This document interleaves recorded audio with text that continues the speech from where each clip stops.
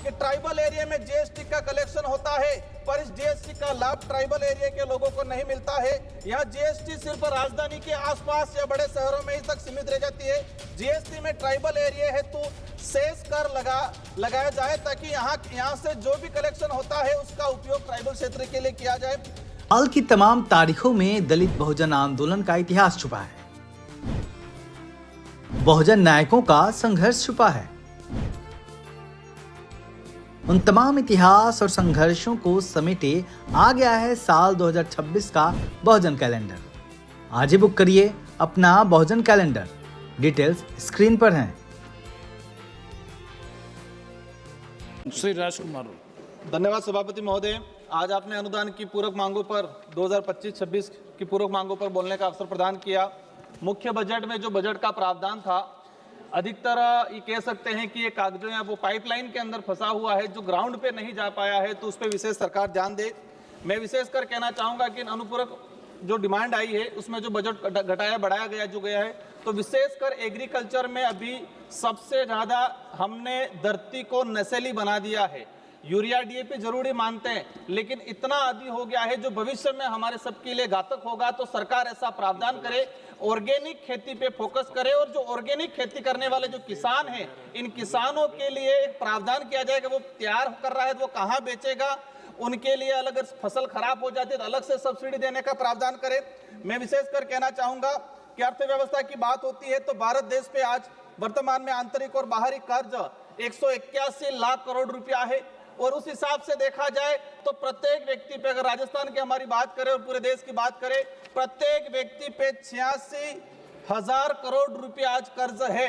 इस स्थिति में देखा जाए, आज हम कह रहे हैं, पहले सुनने में आता था डॉलर रुपये से गिर रहा है, तो आज डॉलर मतलब रुपये के मुकाबले डॉलर की वैल्यू बढ़ रही है।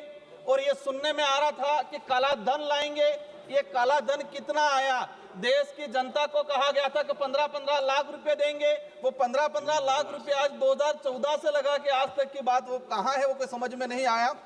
आज वर्तमान में जो देखा गया है, जीएसटी को लेके बात उठी, जीएसटी को घटाने बढ़ाने की। पिछले कुछ समय से हम देख रहे हैं कि जीएसटी के नाम से डंडीरा पीटा जा रहा है। तो जीएसटी बढ़ाया किसने था? 2014 से लगा के 2025 तक सरकार किसकी थी? जीएसटी बढ़ाया। जीएसटी बढ़ाने की वजह से 2,30,000 से अधिक छोटे व्यापारी देश के जो थे, इनका व्यापार धंधा खत्म हो गया। माननीय सभापति महोदय, मैं कहना चाहूंगा कि ट्राइबल एरिया में जीएसटी का कलेक्शन होता है, पर इस जीएसटी का लाभ ट्राइबल एरिया के लोगों को नहीं मिलता है। यहाँ जीएसटी सिर्फ राजधानी के आसपास या बड़े शहरों में ही तक सीमित रह जाती है। जीएसटी में ट्राइबल एरिया हेतु सेस कर लगाया जाए ताकि यहाँ से जो भी कलेक्शन होता है उसका उपयोग ट्राइबल क्षेत्र के लिए किया जाए। वर्तमान देखा गया है कि भाजपा सीना तान कर कहती है कि हम विश्व की 5वीं बड़ी अर्थव्यवस्था है, हमें भी गर्व है कि हमारा देश है। लेकिन हकीकत क्या है? हकीकत यह है कि वर्तमान में जो देखा गया है, प्रति व्यक्ति, मैम 1 मिनट हुआ है, 2 मिनट में मेरी बात समाप्त करूंगा, 146वें नंबर पर, मतलब प्रति व्यक्ति आय की बात करें विश्व में 146वें नंबर पे है। और भूखमरी की अगर बात करते हैं तो विश्व में 102 नंबर पे अगर हमारा देश है। ये विकास सिर्फ 140 करोड़ भारतीयों का नहीं हुआ है, ये विकास मात्र 1 से 2% उद्योगपतियों का हुआ है। मेरी मुख्य मांगे रखना चाहूंगा, नरेगा का जो बजट है, राजस्थान में भी डबल इंजन की सरकार है, पूरे केंद्र शासित राज्य प्रदेशों सहित 34 राज्यों, मतलब केंद्र शासित और 28 राज्यों सहित पूरा 2600 करोड़ रुपया बजट है। इसमें मात्र राजस्थान का 1600 करोड़ रुपया बजट पेंडिंग है केंद्र सरकार की तरफ से। इस वजह से नरेगा की स्कीम खत्म हो गई है।